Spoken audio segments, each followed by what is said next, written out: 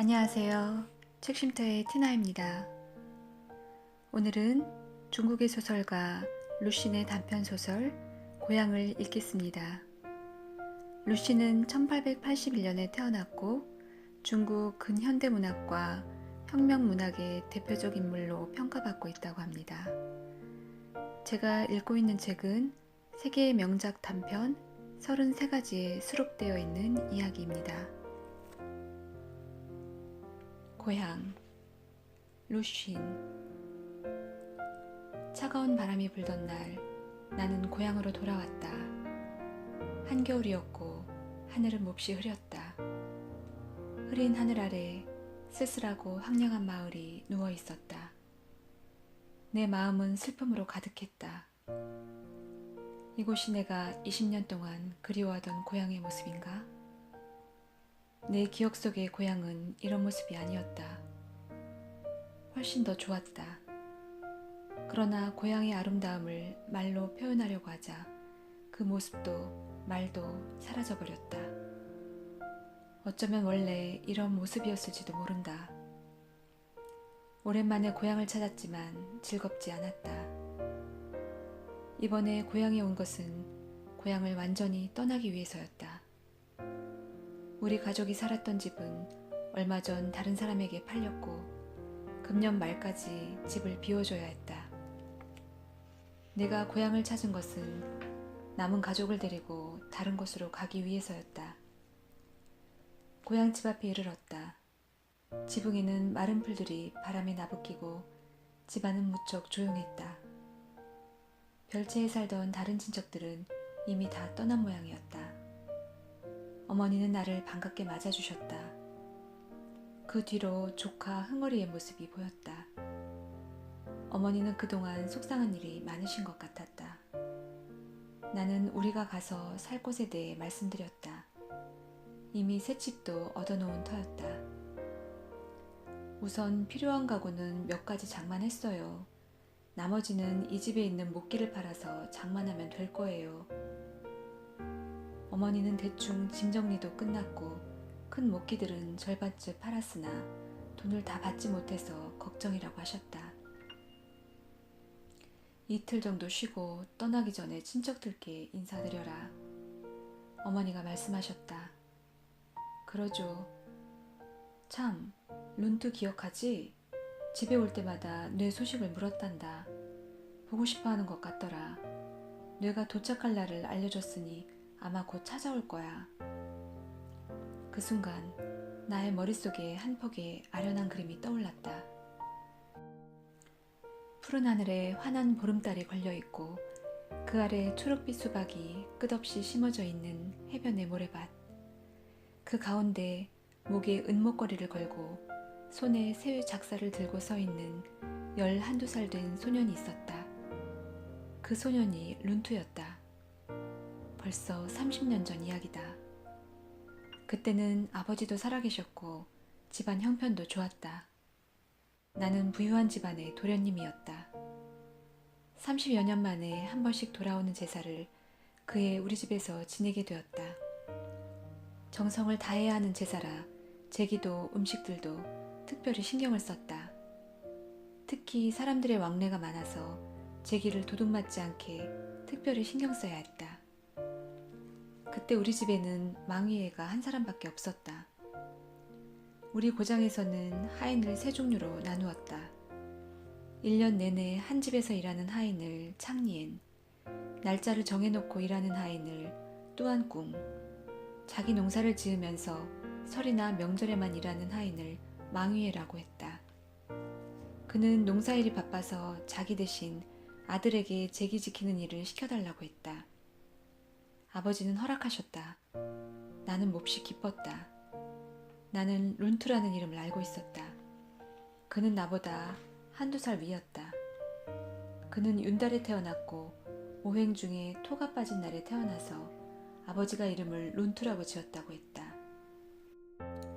나는 그가 덫을 놓아 새를 잘 잡는다는 것도 알고 있었다. 나는 날마다 설을 기다렸다. 설이 되면 룬투 형도 올 것이다. 설이 가까웠을 때 어머니가 룬투 형이 왔다고 알려주셨다. 나는 밖으로 달려나갔다. 그는 둥근 얼굴에 털모자를 쓰고 있었다. 목에는 그의 아버지가 건강하게 오래 살라고 부처님께 불공을 드리고 걸어준 은목걸이를 하고 있었다. 룬투형은 부끄러움이 많았지만 나와는 쉽게 친해졌다. 이튿날 나는 그에게 새를 잡아달라고 했다. 지금은 안 돼. 눈이 많이 와야 잡을 수 있어. 모래밭에 눈이 오면 눈을 쓸어내고 대나무 소쿠리를 막대기로 받쳐두는 거야. 그 안에 먹이를 넣어두고 새가 먹으러 오면 묶어놓은 끈을 잡아당기면 돼. 어떤 새든 다 잡을 수 있어. 나는 눈이 오기를 간절히 기다렸다. 룬투 형은 내게 말했다. 여름이 되면 우리 동네로 놀러와. 우리는 낮에는 바닷가에서 조개를 주워. 빨간 조개, 파란 조개도 있고 귀신 쫓는 조개, 부처님 손 닮은 조개도 있어. 밤에는 아버지랑 수박을 지키러 가. 너도 같이 가자. 멋지다. 밤에 도둑을 지키는 거야? 아니, 오소리, 고슴도치 같은 동물이야. 밤에 와작와작 소리가 나면 그 녀석들이 수박을 갉아먹는 거야. 그럼 작사를 들고 가서 사람은 안 물어? 나는 그때도 지금도 오소리를 본 적이 없다. 작은 개처럼 생겨서 사나울 것이라고만 짐작할 뿐이다. 작살이 있잖아. 살금살금 가서 오소리를 찔러야 하는데 이 녀석이 무척 영리해서 사람들 가랑이 사이로 도망을 치거든. 가죽이 아주 미끄러워서. 나는 너무 신기했다. 해변에 색색의 조개 껍데기가 있다는 것도, 수박에 얽힌 그런 위험한 사연이 있다는 것도 모두 룬투 형이 내게 알려준 것들이었다. 밀물이 들어오면 날치들이 뛰어올라. 그런데 개구리처럼 발이 2개야. 그의 마음속에 들어있는 신기한 일들은 나도 내 친구들도 알지 못하는 것들이었다. 나는 그저 담장 위로 보이는 조그만 하늘이 전부인 줄 알고 살았던 것이다. 정월이 지나자 룬투 형은 돌아가야 했다. 나는 소리내어 울었다. 룬투 형도 부엌에 숨어 울면서 가지 않으려고 했지만 결국 그의 아버지 손에 끌려가야 했다. 나중에 룬투 형은 조개 껍데기와 예쁜 깃털을 보내주었고 나도 선물을 보냈지만 그 뒤로 한 번도 만나지 못했다. 어머니에게서 룬투라는 이름을 듣자 잊고 있던 기억들이 되살아났고 비로소 내 아름다운 고향을 다시 찾은 것 같았다. 잘 됐군요. 룬투 형은 어떻게 지내요? 형편이 안 좋단다. 힘든 모양이야. 어머니는 밖을 내다보았다. 내가 나가봐야겠다. 저 사람들이 가구를 산다면서 물건을 마구 집어가는구나. 밖에서는 여자 목소리가 들렸다. 나는 흥얼이를 불러 이것저것 물어보았다. 넌 이사 가는 게 좋으냐? 우리 기차 타고 가요? 그럼 기차 타고 가지. 배는 안 타요? 아니, 배 먼저 타고. 그런데 갑자기 큰 소리가 들렸다. 어머나, 이게 누구야? 나는 고개를 들었다. 광대뼈가 튀어나온 50살 정도의 여자가 서 있었다. 바지를 입고 2손을 허리에 짚고 있었는데 그 모습이 가느다란 다리를 쫙 벌린 컨버스 같았다. 나 못 알아보겠어? 어릴 때 안아주기도 했는데. 내가 어리둥절해 있는데 어머니가 들어와 그 여자에게 말했다. 아마 기억 못할 거야. 오랫동안 외지에 나가 있었잖아. 그러고 나서 어머니는 나를 보고 말했다. 우리 집 건너편에서 두부가게를 하던 양신의 둘째 아주머니야. 그제야 생각이 났다. 내가 어릴 때 사람들은 그 아주머니를 두부 서씨라고 불렀다. 서씨는 중국 춘추 전국시대 때 전설적인 미인의 이름이었다. 그 시절 아주머니는 곱게 화장을 했고 지금처럼 광대뼈도 나오지 않았었다. 아주머니는 불쾌해하며 차가운 목소리로 말했다. 기억을 못한다고? 귀하신 분이니 나같이 천한 것을 기억 못하는 게 당연하지. 그게 아니라 나는 당황해서 자리에서 일어났다. 그나저나 도련님 댁은 부자니까 이런 낡은 가구가 무슨 필요가 있겠어요. 안 그래요?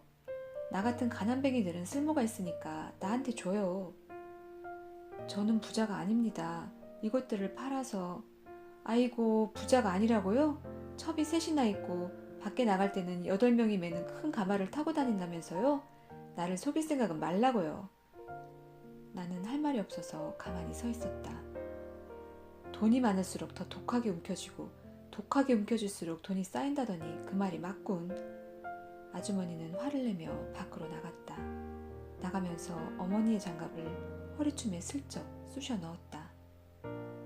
그 후에는 친척들이 찾아와 접대를 하고 짐도 꾸리느라 사나흘 동안은 정신이 하나도 없었다. 몹시 추운 어느 날 오후였다. 나는 점심을 먹고 차를 마시고 있었다. 그때 인기척이 나서 돌아본 나는 너무 놀라 황급히 일어났다. 룬투형이었다. 나는 단번에 그를 알아보았다. 하지만 그는 내 기억 속의 모습이 아니었다. 키는 배나 컸고 붓던 둥근 얼굴은 잿빛으로 변했고 깊은 주름이 잡혔으며 눈 가장자리가 벌겋게 부어올라 있었다. 바닷가에서 일하는 사람들은 바닷바람을 쐬기 때문에 대부분 그런 모습이었다. 룬투형은 낡은 털모자를 쓰고 얇은 속옷을 입고 있었다. 손에는 종이본투와 긴 담뱃대를 들고 있었는데 그 손 역시 내가 기억하는 통통한 손이 아니라 나무 껍질처럼 거칠고 갈라져 있었다. 나는 몹시 흥분했지만 뭐라고 해야 할지 몰라서 이렇게 말했다. 룬투형? 이제야 만났네요. 날치, 조개껍데기, 오소리 등 많은 말들이 맴돌았지만 입 밖으로 나오지 않았다. 나를 발견한 그가 멈춰섰다. 그의 얼굴에는 기쁨과 슬픔이 뒤섞인 표정이 나타났다. 내게 뭐라고 말했지만 잘 들리지 않았다. 그는 공손한 태도로 다시 말했다. 나리. 순간 온몸에 소름이 돋았다. 나는 그와 나 사이에 높은 벽이 있음을 느꼈다. 더는 아무 말도 할 수가 없었다. 수희성, 나리께 인사드려야지. 그는 등 뒤에 숨어있는 아이를 끌어냈다. 그 아이는 마치 20년 전의 룬투형 같았다. 다만 얼굴이 누렇고 말랐으며 목에 은목걸이가 없다는 것뿐이었다. 제 5째 자식입니다. 세상 구경을 못해서 낯을 가립니다. 어머니와 흥얼이가 2층에서 내려왔다. 마님, 편지를 받고 무척 기뻤습니다. 나리께서 돌아오신다는 걸 알고. 룬투형이 말했다. 자네 그러지 말게. 옛날에는 형 동생하며 지내지 않았나. 그냥 쉰이라고 부르게. 어머니가 반가운 목소리로 말했다. 아닙니다, 마님. 그럴 수는 없죠. 그때는 어려서 철이 없었지요. 그는 수희성을 인사시키려고 했으나 그 아이는 등에 달라붙어 떨어지려 하지 않았다. 그 애가 5째라고? 수희성이라고 했나? 낯선 사람들이니 겁이 나서 그렇지. 흥얼아, 내가 데리고 나가서 놀아라. 흥얼이가 손짓을 하자 다행히 수희성이 따라갔다. 어머니는 룬투형에게 앉으라고 했다. 그는 잠시 망설이다 앉더니 들고 온 종이봉투를 내놓았다. 겨울이라 마땅한 게 없어서요. 이건 직접 말린 푸른 콩입니다. 드셔보시라고. 나는 그에게 생활이 어떤지 물었다. 그러자 그는 고개를 저으며 한숨을 쉬었다. 아주 힘듭니다. 6째 녀석까지 일을 돕고 있지만 먹고 살기 힘들어요. 세상은 어지럽고 여기저기서 돈만 뜯어가고 세금도 몇 번씩 내야 합니다. 농사 지은 걸 그대로 썩혀버릴 수도 없는 노릇이고 잘해야 본전입니다. 그의 얼굴의 깊은 주름은 굳어진 석상처럼 단단해 보였다. 그가 밥을 먹지 않았다는 것을 알자 어머니는 밥을 차려주었다. 그가 식사를 하러 간 사이 어머니에게서 그의 형편을 듣게 되었다. 몇 년 동안 흉년이 계속되었고 자식은 많은 데다 많은 세금과 지방의 벼슬아치들, 게다가 강도들까지 그와 같은 농사꾼들을 괴롭혀 몹시 어려웠던 것이다. 우리가 두고 갈 물건들은 모두 그에게 주는 게 좋겠다. 그리고 그가 필요한 게 있으면 고르라고 하고. 어머니가 제안했다. 오후에 그는 긴 탁자 2개와 의자 4개, 향로와 촛대, 저울 1개를 골랐다. 그리고 모래밭의 비료로 사용하기에 재를 전부 달라고 했다. 이곳에서는 밥을 지을 때 짚을 뗀다. 밤늦도록 우리는 이야기를 나누었다. 이튿날 아침 그는 수의성을 데리고 돌아갔다. 그가 돌아간 지 80해가 지났다. 우리가 고향을 떠나는 날이 된 것이다. 룬투형은 아침 일찍 5살 난 딸을 데리고 왔다. 딸에게 배를 지키게 하고 그는 일을 도왔다. 우리는 이야기 나눌 시간도 없을 정도로 바빴다. 배웅을 나오거나 물건을 가지러 온 사람들로 집에는 손님이 끊이지 않았다. 저녁이 되자 낡은 물건들은 깨끗하게 치워졌다. 우리는 배에 탔다. 배가 앞으로 나아갔다. 흥얼과 나는 선창에 기대어 풍경을 바라보고 있었다. 큰아버지, 우린 언제 다시 돌아와요? 흥얼이 물었다. 아직 떠나지도 않았는데 돌아올 생각을 하니? 수의성이 자기 집에 놀러 오라고 했는데. 어머니와 나는 말없이 흥얼의 얼굴을 바라보았다. 지난번에 양신의 둘째 아주머니 봤지? 잠시 후 어머니가 말을 꺼냈다. 며칠 전에 룬투가 가져가기로 한 재 속에서 접시가 나왔단다. 10개 정도였지. 그 여자가 찾아냈는데 룬투가 훔쳐가려고 숨겨둔 것이라고 떠들어댔단다. 그 여자는 꺼우치사를 들고 달아났다는 것이다. 꺼우치사는 구기살이라고 하는데 이것은 닭을 기를 때 쓰는 도구로 나무판에 창살을 치고 그 안에 모유를 넣어두면 닭은 목을 빼고 쪼아먹을 수 있지만 개는 그럴 수 없게 해놓은 것이다. 전족을 한 발에 굽이 높은 신발을 신고 어찌나 빨리 달리던지. 전족은 중국의 옛 풍습의 하나로 여자의 엄지발가락 이외의 발가락들을 어릴 때부터 발바닥 방향으로 접어놓듯 힘껏 묶어 헝겊으로 동여매어 자라지 못하게 한 발이다. 고향집이 점점 멀어지고 고향의 산천도 점점 작아졌다. 나는 미련이 남지는 않았지만 보이지 않은 높은 담에 혼자 남겨진 기분이 들었다. 수박밭에 은목거리를 한 나의 영웅도 흐릿하게 느껴졌다. 그런 기분이 들자 몹시 우울했다. 어머니와 흥얼은 잠이 들었다. 나는 누워서 배 밑바닥으로 흐르는 물소리를 들으며 생각했다. 나는 나의 길을 가고 있다.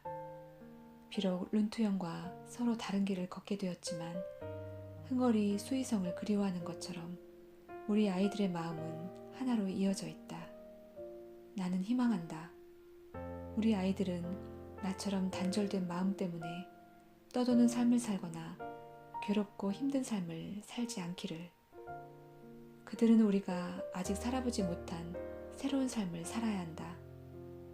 희망을 생각하자 두려웠다. 룬투 형이 향로와 촛대를 달라고 했을 때 나는 그가 우상을 숭배한다고 비웃었다. 내가 말하는 희망도 내가 만든 우상이 아닐까? 다만 그의 희망은 현실적인 것이고 내 희망은 아득히 먼 것이라는 차이뿐이다.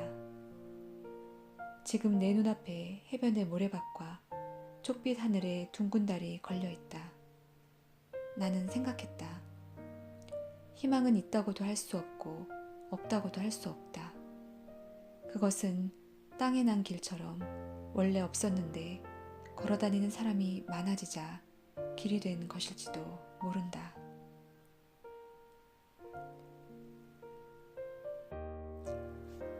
오늘 이야기는 여기까지입니다. 책쉼터와 함께 편안한 시간 되셨길 바라며 여러분의 평화를 빕니다. 감사합니다.